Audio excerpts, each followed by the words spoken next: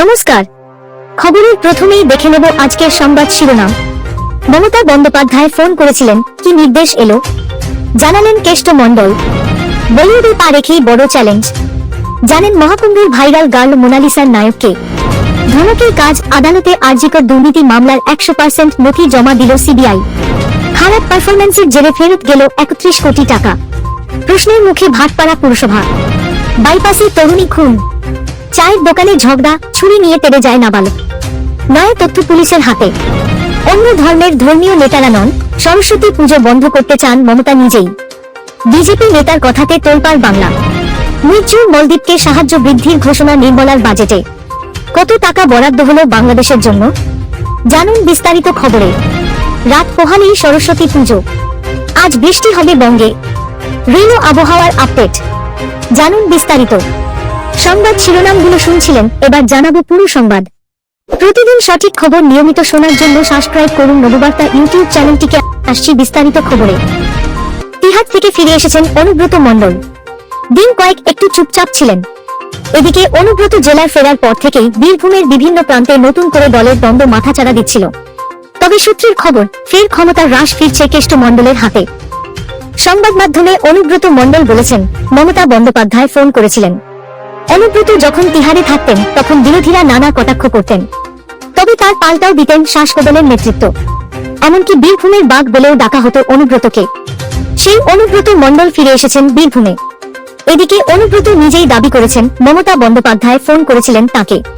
এদিকে একটি অনুষ্ঠানে দেখা যায় অনুব্রতকে ঘিরে রয়েছেন রক্ষীরা। বাজছে ব্যান্ড পার্টি, চারদিকে উঠছে আওয়াজ, অনুব্রত মণ্ডল স্বাগতম। মহাকুম্ভে ঘুরিয়ে দিল ভাগ্যের চাকা। প্রয়াগরাজে পা রেখে রাতারাতি সেন্সেশন হয়ে উঠেছেন পাথরের মালা বিক্রেতা মোনালিসা ভোসলে। পেট চালাতে কুম্ভ মেলায় এসেই গ্ল্যামার দুনিয়া থেকে ডাক পেয়েছেন বিডালাক্ষী এই মালাপসারিণী। আসমুদ্র হিমাচলের নজর এখন তার দিকে। এবার জানা গেল তার নায়কের নাম। প্রথমবার বলিউডে পা রেখেই কার বিপরীতে অভিনয় করতে চলেছেন তিনি। সনোজ মিশ্রর পরিচালনায় দ্য ডায়েরি অফ মণিপুর সিনেমায় দেখা যাবে মহাকুম্ভের এই ভাইরাল স্টারকে। সেই ছবিতেই রাজকুমার রাওয়ের ভাই অমিত রাওয়ের বিপরীতে অভিনয় করবেন মোনালিসা। সনোজের ছবিতেই জুটি বাঁধবেন তারা। এর আগে পরিচালক the diary of West Bengal ছবিটি পরিচালনা করেছিলেন, তবে সেই সিনেমা মুক্তির আলো দেখেনি। সম্প্রতি সনোজ মিশ্র খোদ মোনালিসার মাহেশ্বরের বাড়িতে ঘুরে এসেছেন। সেখান থেকে ছবি পোস্ট করেই সনোজ মিশ্র মোনালিসার বলিউড ডেবিউয়ের খবর দেন। জানা গেল ফেব্রুয়ারি মাস থেকেই সেই ছবির শুটিং শুরু হবে। যোগ দেবেন কুম্ভ মেলা থেকে ভাইরাল হওয়া সোশ্যাল সেন্সেশনও। পরিচালনার পাশাপাশি দ্য ডায়েরি অফ মণিপুর ছবির গল্পকারও সনোজ নিজেই। এর আগে শোনা গিয়েছে মোনালিসা নাকি দক্ষিণী বিনোদন দুনিয়া থেকে ডাক পেয়েছেন। আল্লু অর্জুন পুষ্পা 3-এ তাঁকেই নাকি নায়িকা হিসেবে পেতে চান। সত্যিই যদি এমনটা হয় তবে তো ভাগ্যের চাকা ঘুরে গেল। যে মেয়ে স্কুলের গণ্ডি ছোঁয়নি কোনোদিন, বাড়িতে মা বাবা, একমাত্র উপার্জনকারী, পাথরের মালা বিক্রি পেশা। ভাইরাল হওয়ার পর বিরক্ত তরুণী বলেন, লোকে আমার তৈরি মালার থেকেও আমার প্রতি বেশি আগ্রহী। বিক্রি নেই, যেখানে যাচ্ছি পিছনে লোক দৌড়চ্ছে। এবছরের মেলা আমার সর্বনাশ করে দিল। তার পরিবারের লোকেরাও এসবে এতটাই তিতি বিরক্ত যে মোনালিসাকে খারগাঁও জেলার মাহেশ্বরের বাড়িতে পাঠিয়ে দিয়েছেন কুম্ভ মেলা থেকে। আরজিকর মেডিকেল কলেজ ও হাসপাতালের আর্থিক দুর্নীতি মামলায় অবশেষে সমস্ত নথিপত্র জমা দিল সিবিআই। আলিপুরের বিশেষ সিবিআই আদালতের ধমকেই হল কাজ। ভর্ৎসনা শোনার পর শনিবার আদালতে 100% নথিপত্র জমা দিলেন কেন্দ্রীয় তদন্তকারী সংস্থার আধিকারিকরা। এদিন শুনানির শুরুতে আদালতে সিবিআই এর আইনজীবী জানান, চার্জশিট সংক্রান্ত সমস্ত নথিপত্র নিয়ে এসেছেন তদন্তকারীরা। পেন ড্রাইভ কিংবা হোয়াটসঅ্যাপের মাধ্যমে অভিযুক্তদের নথি দিতে পারবে সিবিআই। এরপর বিচারক অভিযুক্তর আইনজীবীদের প্রশ্ন করেন, আপনারা পেন ড্রাইভে নিতে পারবেন? 100% নথিপত্র সিবিআই দিতে পারবে কিনা পাল্টা সে প্রশ্ন করে অভিযুক্ত পক্ষের আইনজীবী। বিচারক জানান তিনি মেলে নথিপত্র নিতে পারেন। এই মামলার শুনানিতে সন্দীপ ঘোষের আইনজীবী সিবিআই এর বিরুদ্ধে অসহযোগিতার অভিযোগ করেন। তার দাবি, এই মামলায় প্রথম থেকেই সিবিআই অসহযোগিতা করছে। গত 27 জানুয়ারি রাজ্যের তরফে চার্জ গঠনের অনুমতি মেলে। তারপর 3 দিন কেটে গিয়েছে। তা সত্ত্বেও আদালতে কিছুই জানানো হয়নি। একটা শুনে বিরক্ত হন বিচারক। সিবিআই এর তদন্তকারী আধিকারিক মনীষ উপাধ্যায়কে এই প্রসঙ্গে বিচারক বলেন, হাইকোর্ট জানতে পারল কিন্তু ট্রায়াল কোর্ট জানালো না। ট্রায়াল কোর্টকে বাইপাস করে হাইকোর্টে যাচ্ছেন। আগামী 7 দিনের মধ্যে সবজের জবাব দিতে হবে সিবিআইকে। এরপর শুক্রবার এই মামলায় ফের সিবিআইকে ভর্ৎসনা করে আলিপুরের বিশেষ সিবিআই আদালত। নির্দেশের পরেও কেন বিশেষ সিবিআই আদালতে 100% নথি জমা দিতে ব্যর্থ কেন্দ্রীয় তদন্তকারী সংস্থার আধিকারিকরা সে প্রশ্ন করেন বিচারক। সিবিআই এর সাফাই, জেরক্স করাতে সময় লাগছে বলেই নথিপত্র আদালতে জমা দিতে পারছেন না তদন্তকারীরা। অবসরপ্রাপ্ত কর্মীদের অনিয়মিত পেনশন নিয়ে ক্ষোভের মাঝেই এবার ফেরত গেল ভাটপাড়া পুরসভার পঞ্চদশ অর্থ কমিশনের 31 কোটি টাকা। ফলে চরম চ্যালেঞ্জের মুখে পড়ল পুরো এলাকার নাগরিক পরিষেবা। খারাপ পারফরমেন্স সহ ইউটিলাইজেশন সার্টিফিকেট জমা দিতে না পারার কারণেই এই টাকা ফেরত বলেই খবর। এরপরই পুরো এলাকার দুটি মিলের জমিতে মৌখিক অনুমতিতে প্রায় 2 কোটি টাকা খরচে ফেন্সিং করার অভিযোগে বৈঠকে ব্যাপক বিরোধিতা হয়। একই সঙ্গে বৈঠকে উঠে আসে পঞ্চদশ অর্থ কমিশনের টাকা ফেরতের প্রসঙ্গ। এই ঘটনা প্রসঙ্গে ভাটপাড়া পুরসভার ভাইস চেয়ারম্যান দেবজ্যোতি ঘোষ জানিয়েছেন, জানতে পারলাম পঞ্চদশ অর্থ কমিশনের প্রায় 31 কোটি টাকা আমাদের পুরসভা পাবে না। এটা খুবই দুর্ভাগ্যজনক, আমরা ভীষণ লজ্জিত। তবে বাকি বৈঠক নিয়ে সংবাদ মাধ্যমে কিছু বলবো না। ঝগড়া শুরু হয়েছিল অনেক আগেই। সেই ঝগড়া যে প্রাণঘাতী হয়ে উঠবে ভাবতেই পারেননি রাফিয়া শাকিল শেখ। বৃহস্পতিবার রাতে বাইপাসে তরুণী খুনের ঘটনায় নয়া তথ্য হাতে এলো তদন্তকারীদের। শনিবার ময়নাতদন্তের রিপোর্ট মিলেছে। তাতে উল্লেখ, ছুরির কোপে গলার নলি কাটার ফলে মৃত্যু হয়েছে তার। তবে এখনো অধরা অভিযুক্ত প্রেমিক, তাকে খুঁজছে পুলিশ। বৃহস্পতিবার রাতে ঘটনার সময় কিশোরের সঙ্গে তার মা শাহজাদি ও কাকা ওয়াসিম আকরামও ছিলেন। নাবালককে হেমে পাঠানো হয়েছে। মা ও কাকা পুলিশ হেফাজতে রয়েছেন। তদন্তকারীরা জানতে পেরেছেন, সিসময় ফারুকের নাবালক পুত্র পকেট থেকে ছুরি বার করে তার পিছনে দৌড়তে থাকেন, সঙ্গে তার মা।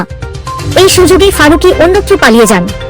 অন্যদিকে বাইপাস ধাবার সামনে জনবহুল রাস্তাতেই রাফিয়ার গলায় কোপ বসায় নাবালক। তারপর বুকে আঘাত করতে গেলে রাফিয়া তা রুখে দেওয়া তার হাতে উপর্যুপরি ছুরির আঘাত লাগে। রক্তাক্ত অবস্থায় সেখান থেকে তাকে উদ্ধার করে হাসপাতালে নিয়ে যাওয়া হয়, কিন্তু বাঁচানো যায়নি। পরদিন সকালেই রাফিয়ার মৃত্যু হয়। ময়নাতদন্তের রিপোর্টে পুলিশ জানতে পেরেছে, ছুরিকাঘাতে গলার নলি কেটে যাওয়ার ফলে প্রাণহানি হয়েছে 24 তরুণীর।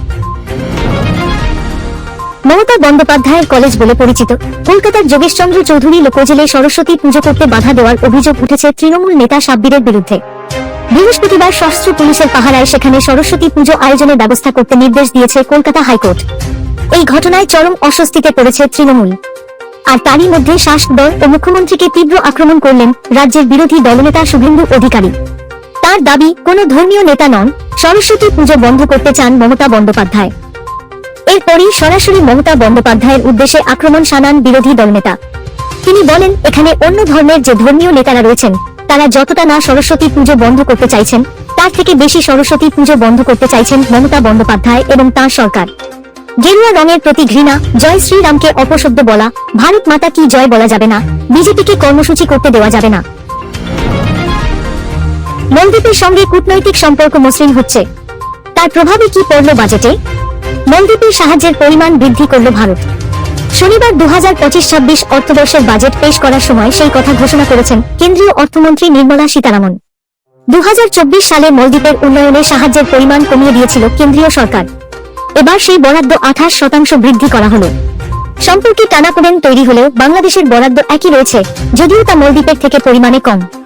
বাজেটের নথি বলছে, 2025-26 অর্থবর্ষে মলদ্বীপের উন্নয়নের জন্য 600 কোটি টাকা বরাদ্দ প্রস্তাব করেছে কেন্দ্রীয় সরকার। 2024-25 অর্থবর্ষে মলদ্বীপকে 470 কোটি টাকা সাহায্য বরাদ্দ করা হয়েছিল, যদিও 2024 সালের অন্তর্বর্তী বাজেটে 600 কোটি টাকা বরাদ্দ করা হয়েছিল দ্বীপরাষ্ট্রকে। ওই বছর লোকসভা নির্বাচন থাকায় অন্তর্বর্তী বাজেট পেশ করা হয়। এরপর মোদী সরকার ক্ষমতায় এলে আবার বাজেট পেশ করা হয়, সেখানে মলদ্বীপের জন্য 400 কোটি টাকা বরাদ্দ করা হয়। পরে সাহায্যের অঙ্ক পর্যালোচনা করে বরাদ্দের অঙ্ক 470 কোটি টাকা করা হয়েছিল। এবার নজর রাখবো আজকের আবহাওয়ার খবরে। সকালের দিকে ঘন কুয়াশায় ঢাকবে আকাশ, তারপর দিনভর থাকবে মেঘলা আকাশ আর বেলা বাড়ার সাথে সাথে বাড়বে তাপমাত্রা। আগামী কয়েকদিনে আরো বাড়বে তাপমাত্রা। ফেব্রুয়ারি মাসের শুরু থেকেই গরম জামাকাপড় গায়ে রাখা যাচ্ছে না আর। একের পর এক পশ্চিমী ঝঞ্ঝার দাপটে বাঁধা পাছে উত্তরে হাওয়া, যার ফলে আগামী কয়েকদিন আবার ঊর্ধ্বমুখী থাকবে তাপমাত্রার পারদ। পশ্চিমী ঝঞ্ঝা এবং জলীয় বাষ্পের দাপটে উত্তর থেকে দক্ষিণ গোটা বাংলা জুড়ে থাকবে কুয়াশার দাপট। ঘন কুয়াশার কারণে দৃশ্যমানতা নেমে এসেছে 50 মিটারে।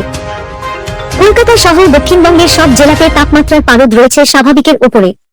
একসাথে বেড়েছে দিন রাতের তাপমাত্রা। তবে ফেব্রুয়ারির মাঝামাঝি সময়ে তাপমাত্রা খানিক কমলেও তা হবে ক্ষণস্থায়ী। আবহাওয়া দপ্তর সূত্রে খবর, আগামী কয়েকদিনে তাপমাত্রার কোনো পরিবর্তন হবে না।